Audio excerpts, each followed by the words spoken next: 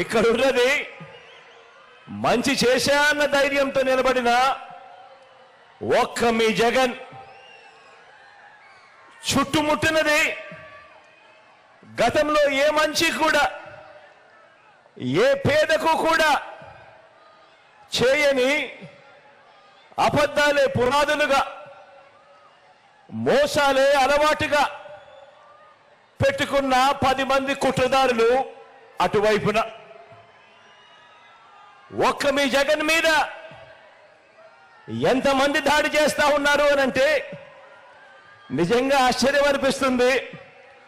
ఒక్క మీ జగన్ మీద ఓ చంద్రబాబు, ఓ ఈనాడు, ఓ ఆంధ్రజ్యోతి, ఓ TV5,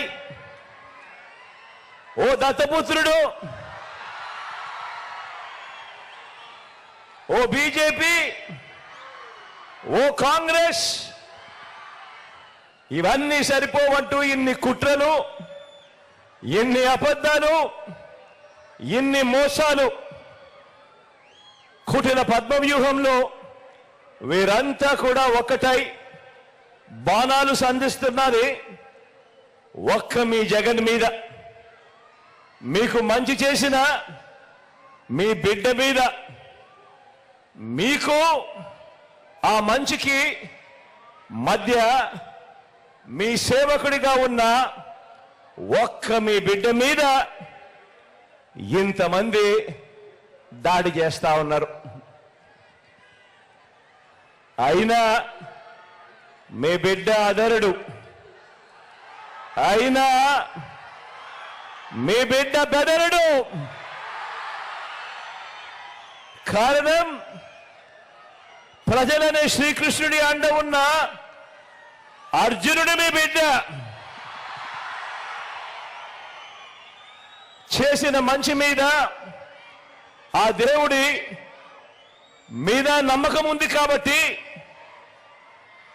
అర్జునుడి మీద ఒక బాణం వేసినంత మాత్రాన కురుక్షేత్ర సమరంలో, కురుక్షేత్ర యుద్ధాన్ని కౌరవులు గెలిచినట్టు కాదు.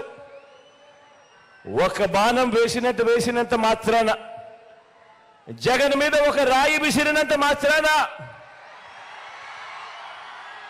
జగన్ మీద ఒక రాయి విసిరినంత మాత్రాన జరగబోయే ఎన్నికల కురుక్షేత్రంలో ఆ దుష్ట చతుష్టయం ఓటమిని, ఆ పెత్తందారుల ఓటమిని, మన పేదల ప్రభుత్వం గెలుపును ఎవ్వరూ ఆపలేరు. ఇలాంటి దాడుల వల్ల నా సంఖ్య దిగజారారు అనంటే దాని అర్థం ఏమిటి? ఈ స్థాయికి వారు దిగజారారు అనంటే దాని అర్థం ఏమిటి? విజయానికి మనం అంత చేరువుగా ఉన్నామని, విజయానికి వాళ్ళంత దూరంగా ఉన్నారనే కదా దాని అర్థము.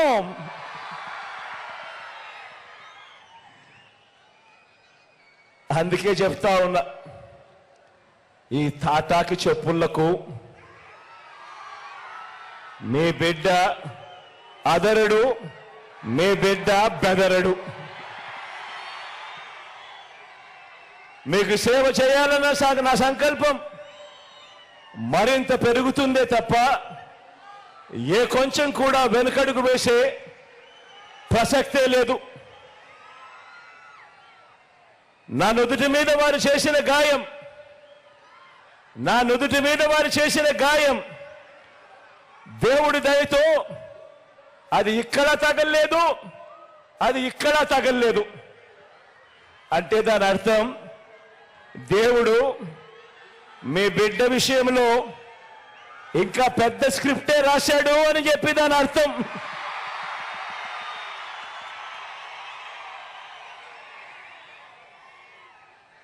నా నుదుటి మీద వారు చేసిన గాయం బహుశా 10 రోజుల్లో తగ్గిపోతుందేమో, కానీ పేదల ప్రయోజనాలకు చంద్రబాబు చేసిన గాయాలు, ఆయన పాలనలో ఆయన చేసిన గాయాలు, ఆ రైతులకైతేనేమి, ఆ అక్క చెల్లెమ్మలకైతేనేమి, ఆ నిరుద్యోగులకైతేనేమి, ఆ సామాజిక వర్గాలకైతేనేమి ఆ చంద్రబాబు మోసాలతో అతలా అంటే ఎవరు అదేంటి చిత్రమో పాపం ఎప్పుడు ఎలక్షన్లు రాగానే ఆయనకి ఏదో ఒక గాయం జరుగుతుంది. కరెక్ట్గా ఎలక్షన్ల ముందే ఎవరో ఒకరు చచ్చిపోవడం లేదా చంపేయడం, అంత హై సెక్యూరిటీ సిఐఎస్ఎఫ్ ఉన్న వైజాగ్ ఎయిర్పోర్ట్లో 2019కి కోడి కత్తితో గాయం చేశారంట అక్కడ. సరే మనందరం ఏం చేశాం, జనం కూడా ఏంటి కదా మన తిలక్ గారు చెప్పినట్టుగా, దేవరకొండ బాలగంగాధర్ తిలక్ చెప్పినట్టుగా, కొడవగంటి మనకి కుటుంబరావు గారు చెప్పినట్టుగా, మనందరం మధ్యతరగతి మనుషులు. మనందరికీ ఏంటంటే అధికారం ఉన్నోడు డబ్బున్నోడు ఏమి చేసినా దానికి ఒక నైతిక భాష్యం ఇస్తాం.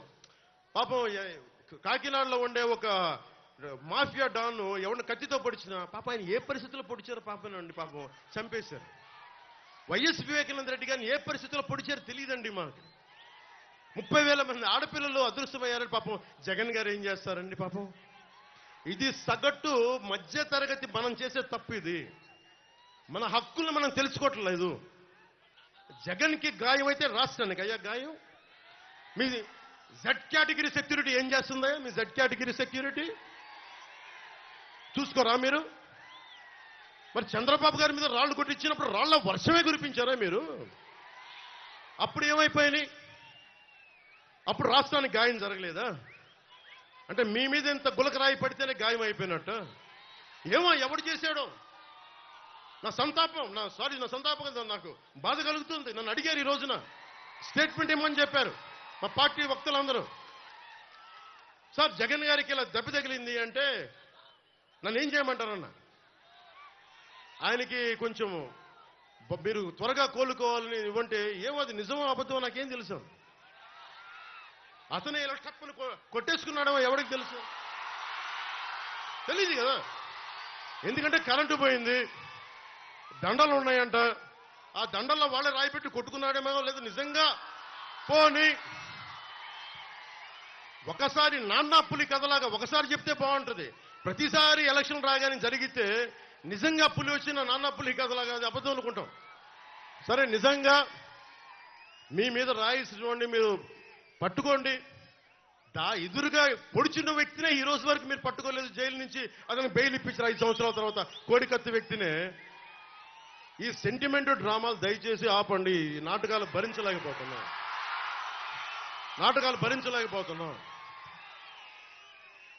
నేను వచ్చేటప్పుడు నా మీద బోల్డెన్ రాళ్లు పడతా ఉంటాయి. మనకి పీఆర్పీ టైంలో నేను ఖమ్మం వెళ్తా ఉంటే నా మీద రాళ్ల వర్షం. మా వాళ్ళందరికీ మోకాళ్ళు ఇరిగిపోయినాయి, నాకు ఈపుల మీద రాళ్లు పడ్డాయి. ఆ రోజున చెప్పుకోవడానికి మీడియా కూడా లేదు. మొత్తం కరెంట్ ఆపేశారు రాజశేఖర రెడ్డి గారి ప్రభుత్వం. మరి దెబ్బలు తిని మేము వచ్చాం. నా స్టేజ్లు కూల్చేశారు. కాదు నేను ముఖ్యమంత్రి కొడుకుని కాదు కదా, ముఖ్యమంత్రిని కాదు కదా. మన కథలు ఎవరికి తెలియవు. జగన్ గారికి ఎంత రాగానే అయ్యయ్యో ఎంత బాధ జరుగుతుందండి, అయ్యయ్యో పాపం. అమర్నాథ్ని తిరుగు తోటలో కాల్ చేస్తే పాపం లేదు. అది వైసీపీ వాళ్ళకి పట్టదు. రేపల్లెల్లో ఒక ఆడపడుచుని దారుణంగా భర్త ముందు మనకి మానాన్ని పాడు చేస్తే పాపం దొంగతనం చేయడానికి వచ్చారండి. అలా అనుకోలేదండి. దొంగలని దుర్మార్గుల్ని వెనకేసుకొచ్చే వస్తే మనుషులు. జగన్ గారితో ఇంత పడగానే నాకు నిజంగా అనిపించింది, జెడ్ కేటగిరీ సెక్యూరిటీ మీరందరూ ఏమయ్యారయ్యా? పోలీస్ అధికారులు ఏమయ్యారు? డీజీపీ గారు ఏమైపోయారు? ఇంటెలిజెన్స్ ఆఫీసర్ గారు ఏమైపోయారు మీరంతా?